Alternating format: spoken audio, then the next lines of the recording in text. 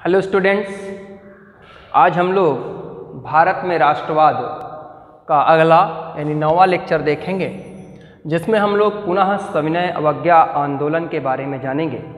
पिछली वीडियो में हमने देखा था कि गांधी इरविन समझौता हुआ और उस गांधी इरविन समझौते के तहत महात्मा गांधी ने सविनय अवज्ञा आंदोलन यानी जो सिविल डिसऑबिडेंट मूवमेंट था उस मूवमेंट को वापस ले लिया या विड्रॉल कर लिया। अब इसके बाद क्या होता है कि लॉर्ड इरविन और गांधी के बीच समझौता होता है।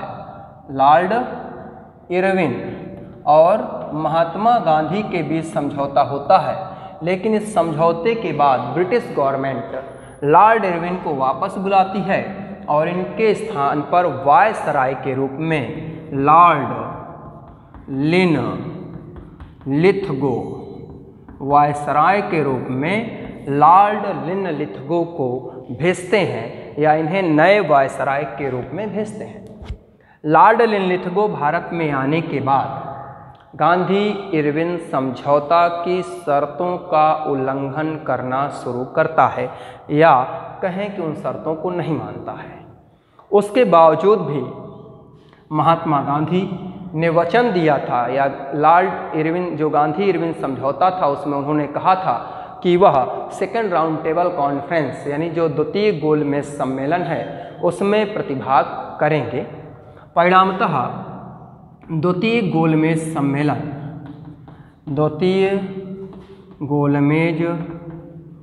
सम्मेलन जो 7 सितंबर 1931 से 1 दिसंबर 1931 तक चला। 7 सितंबर 1931 से 1 दिसंबर 1931 तक चला। इस गोलमेज सम्मेलन में प्रतिभाग करने के लिए महात्मा गांधी रवाना हो गए। तो हम लोग थोड़ा सा द्वितीय गोलमेज सम्मेलन से बात करते हैं। तो आपको बताया गया था कुल 3 गोलमेज सम्मेलन हुए हैं, ठीक है ना। तीसरे की डेट भी यहाँ लिख देते हैं। तीसरा गोलमेज सम्मेलन जब पहला गोलमेज सम्मेलन हो जाएगा तो उसके बाद दूसरे के बारे में बताएंगे कि 17 नवंबर 1932 से शुरू होगा और 24 दिसंबर 1932 तक चलेगा। तो प्रथम आपको हम पहले बता चुके हैं। तो 3 गोलमेज सम्मेलन में एकमात्र गोलमेज सम्मेलन था जिसमें भारतीय राष्ट्रीय कांग्रेस ने प्रतिभाग किया या भारतीय राष्ट्रीय कांग्रेस की तरफ से एकमात्र प्रतिनिधि के रूप में महात्मा गांधी द्वितीय गोलमेज सम्मेलन में गए। हुआ क्या द्वितीय गोलमेज सम्मेलन में कि द्वितीय गोलमेज सम्मेलन में दलितों के लिए पृथक निर्वाचन की मांग को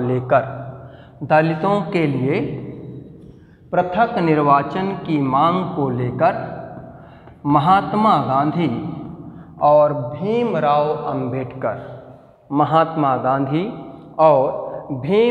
अंबेडकर के मध्य मतभेद हो गया, जिसके कारण यह सम्मेलन असफल हो गया या कहें दूसरा गोलमेज सम्मेलन भी असफल हो गया।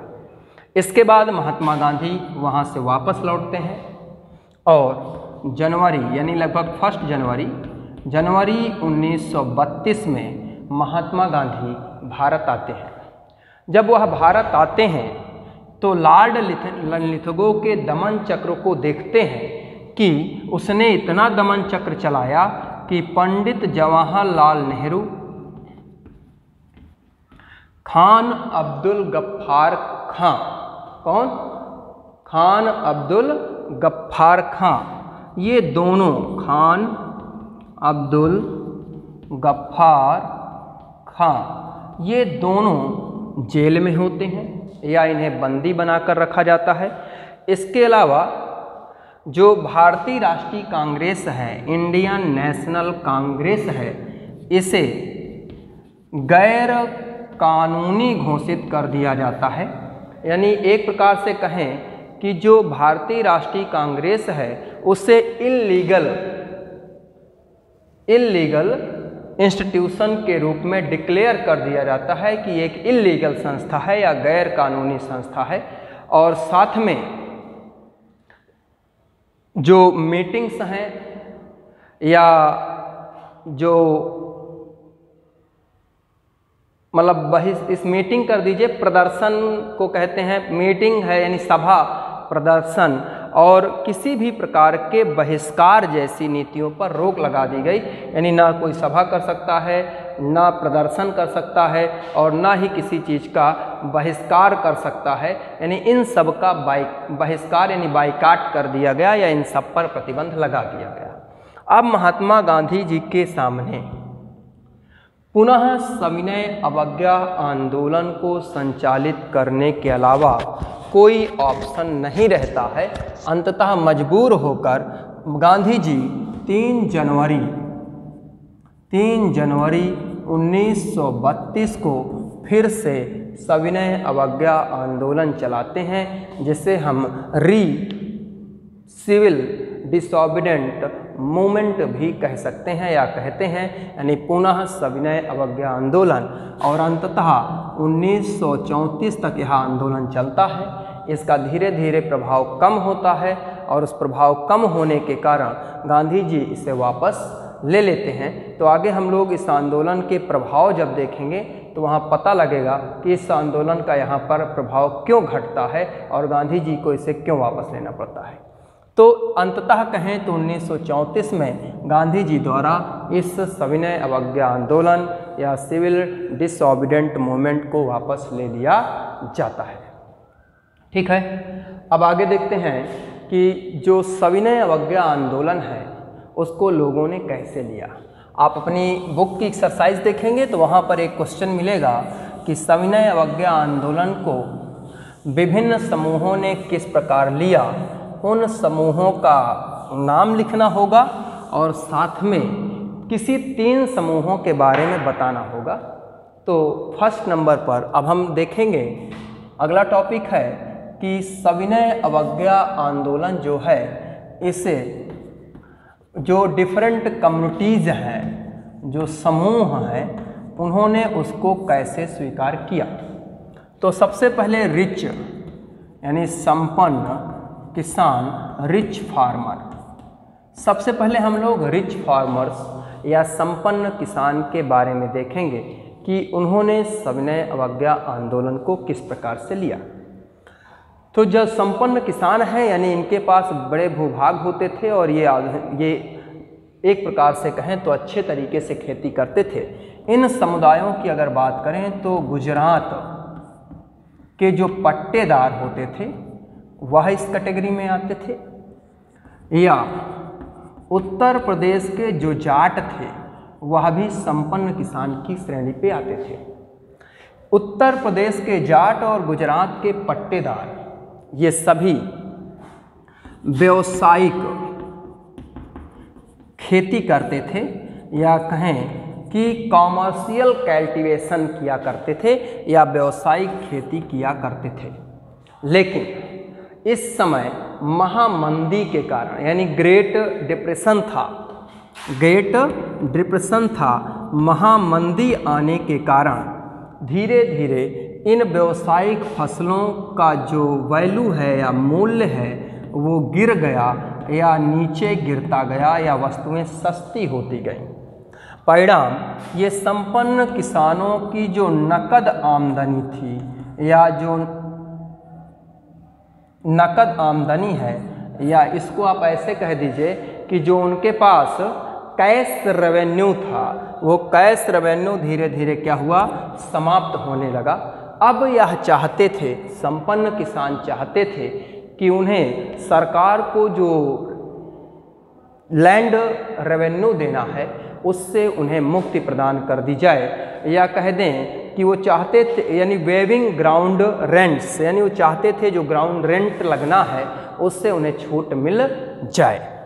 इस उद्देश्य से यह संपन्न वर्ग के किसान जो सिविल डिसोबीडेंट मूवमेंट है या नॉन कॉरपोरेशन मूवमेंट है उसमें इन्होंने प्रतिभाग किया।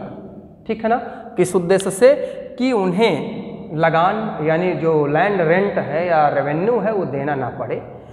लेकिन जब गांधी इरविन समझौता हुआ, गांधी इरविन समझौता हुआ, तो उसमें गांधी जी ने इन संपन्न किसानों के लगान की कोई बात को शामिल नहीं किया। अतः इनके लगान की चर्चा उस पैक्ट में, गांधी इरविन पैक्ट में नहीं की गई। इसीलिए जब पुनः सविनय अवज्ञा आंदोलन संचालित हुआ तो उसमें इन संपन्न किसानों ने इंटरेस्ट नहीं दिखाया या इन्होंने प्रतिभाग लेने से इनकार कर दिया। पहला समुदाय हो गया। दूसरा समुदाय देखते हैं, मिटा दें, इसी को कर देते हैं संपन्न किसान के साथ साथ दूसरा कर देते हैं गरीब किसान। दूसरा है गरीब किसान। गरीब किसानों की स्थिति संपन्न किसानों से अधिक जटिल थी, क्योंकि जो गरीब किसान हैं वो जमींदार, जो लैंडलॉर्ड्स होते हैं, लैंड होल्डर्स कहते हैं, तो लैंडलॉर्ड्स या जमींदारों की भूमि पर कृषि करते थे। यानी जो जमींदार होते थे उनसे भूमि क्या करते थे, उनसे भूमि किराया पर लेते थे और उनकी भूमि पर वह एग्रीकल्चर्स करते थे या कल्टीवेशन करते थे या कृषि कार्य करते थे। अब उन्हें जो है इस महामंदी के दौर में लगान भी देना है, रेवेन्यू टैक्स जो गवर्नमेंट राजस्व है, रेवेन्यू है, उसको भी देना है और भूमि जमींदारों को भूमि का किराया या भूमि के यूज के बदले किराया भी प्रदान करना है। तो जो गरीब वर्ग के किसान थे उनका मानना था या वह सविनय अवज्ञा आंदोलन में शामिल होने से पहले उन्होंने इस मांग के लिए कि जमींदारों को भूमि का किराया ना देना पड़े, अनेक रेडिकल्स संगठनों पर शामिल हुए या सदस्य बने। आपको 9th में पढ़ाया गया था रेडिकल्स, जैसे एक साम्यवादी विचारधारा वाले लोग हैं रेडिकल्स, जो बदलाव वाले यानी विचारधारा, जो परिवर्तित विचारधारा के लोग थे, उनकी संगठन है। तो रेडिकल्स में उन्होंने रेडिकल्स में हिस्सा लिया और अक्सर एक प्रकार से कहें कि समाजवादी और कम्युनिस्टों, यानी जो ये रेडिकल्स है ये आपको कम्युनिस्ट याद रखना है, कम्युनिस्टों की संस्था होती थी, आपको लेनिन याद होंगे, ठीक है ना। और समाजवादी जो कार्ल मार्क्स ने विचार दिया था वो कम्युनिस्ट था और समाजवादी विचारधारा को दिया था। तो रेडिकल्स कम्युनिस्ट और समाजवादी विचारधाराओं से प्रेरित होते थे और ये सभी गरीब किसान यहाँ इस उद्देश्य से शामिल होते थे। वहाँ जाने का उद्देश्य क्या था, क्योंकि भारतीय राष्ट्रीय जो कांग्रेस है, इस कांग्रेस ने कभी भी, भारतीय राष्ट्रीय कांग्रेस ने इन किसानों के हितों की बात नहीं की, क्योंकि उसे डर था कि यदि हम गरीब किसानों के हितों की बात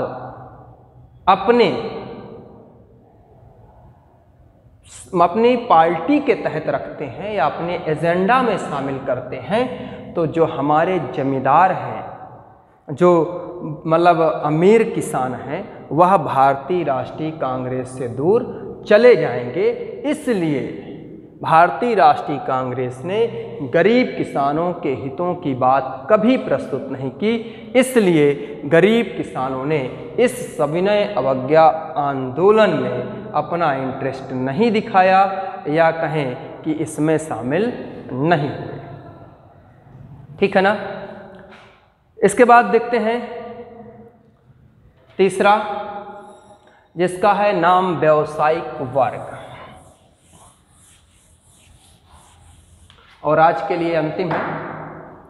थर्ड है व्यावसायिक वर्ग, यानी जो इंडस्ट्रियल क्षेत्र से जुड़े लोग थे या कहें कि जो कॉमर्शियल कम्युनिटी से जुड़े लोग हैं, उनकी बात करना है व्यावसायिक वर्ग। तो इन व्यावसायिक वर्गों में भारतीय व्यावसायिक वर्ग की हम लोग बात करेंगे।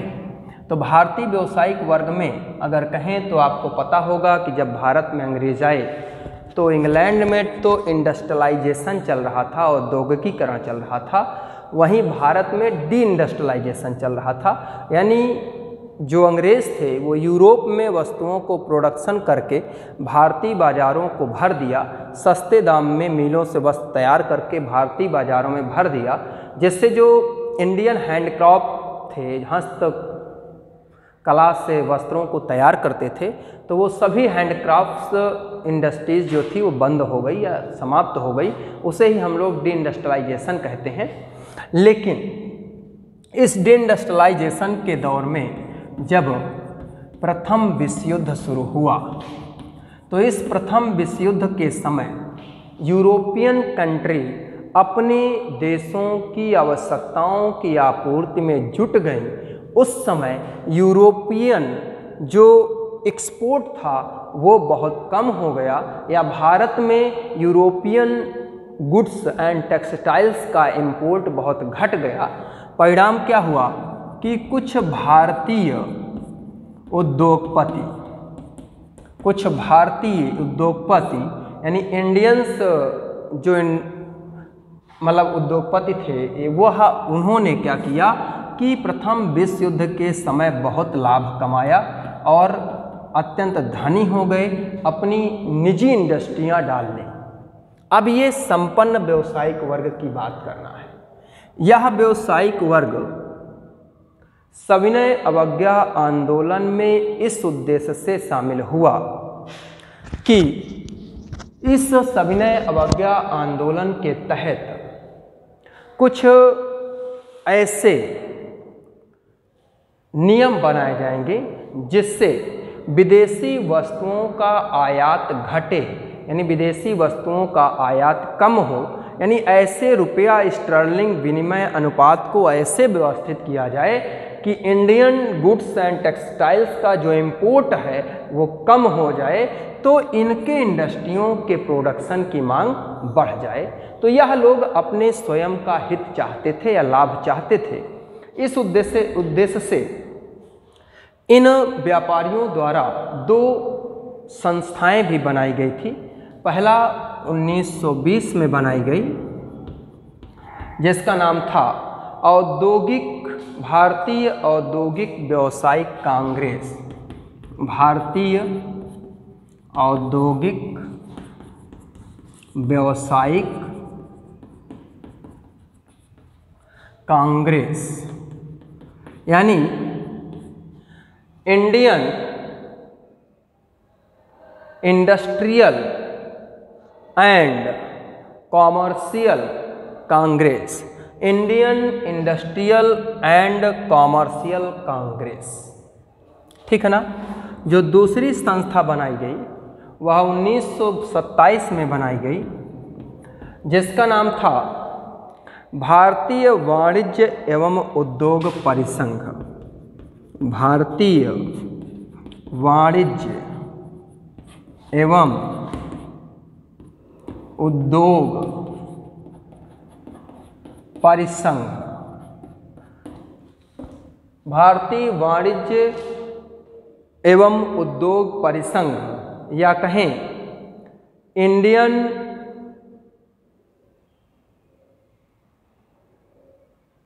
इसको ऐसे करिए, भारतीय वाणिज्य एवं उद्योग परिसंघ मतलब federation of Indian chamber of commerce and industry. Federations of Indians, federation of Indians chamber of commerce and industry, या इसका शार्ट नाम था फिक्की। फिक्की, इसका शार्ट नाम क्या था? फिक्की। तो इन संस्थाओं के माध्यम से यह व्यावसायिक वर्ग अपने हितों को प्राप्त करना चाहते थे, या यह मांग रखना चाहते थे कि विदेशी गुड्स एंड टेक्सटाइल्स का इंपोर्ट कम किया जाए। उस समय के व्यवसायी जैसे पुरुषोत्तम दास टंडन, ठीक है ना, जीडी बिरला, ये प्रमुख उस समय के व्यवसायी थे। इन लोगों ने अपने साथ साथ ऐसे लोगों को भी सविनय अवज्ञा आंदोलन में शामिल किया जो इसमें शामिल नहीं होना चाहते थे। उन्हें भी इन्होंने ज़बरदस्ती इस आंदोलन में प्रतिभाग करने के लिए बाध्य किया। लेकिन जब गोलमेज सम्मेलन असफल हो गया, गोलमेज सम्मेलन असफल हुआ, तो इन्हें घोर निराशा हुई, क्योंकि इन्हें लगता था कि गोलमेज सम्मेलन में इनके हित के लिए कुछ कानून बन सकते हैं या इनके हितों को सुरक्षित किया जा सकता है। लेकिन गोलमेज सम्मेलन की असफलता के बाद क्या हुआ, यह निराश हो गए या कहें कि इनमें आशंका तैयार हो गई और इसके बाद इन्होंने पुनः सविनय अवज्ञा आंदोलन में प्रतिभाग नहीं किया। आज यहीं तक। नेक्स्ट में अभी इसके 2 वर्ग बचे हुए हैं, जिनमें आपको एक औद्योगिक श्रमिक और एक महिलाओं के वर्ग के बारे में आपको बताना है। तो आज यहीं तक। मैं Anup sir, SST by Anup sir channel से। आप लोग वीडियो पसंद आई हो तो लाइक सब्सक्राइब जरूर करें।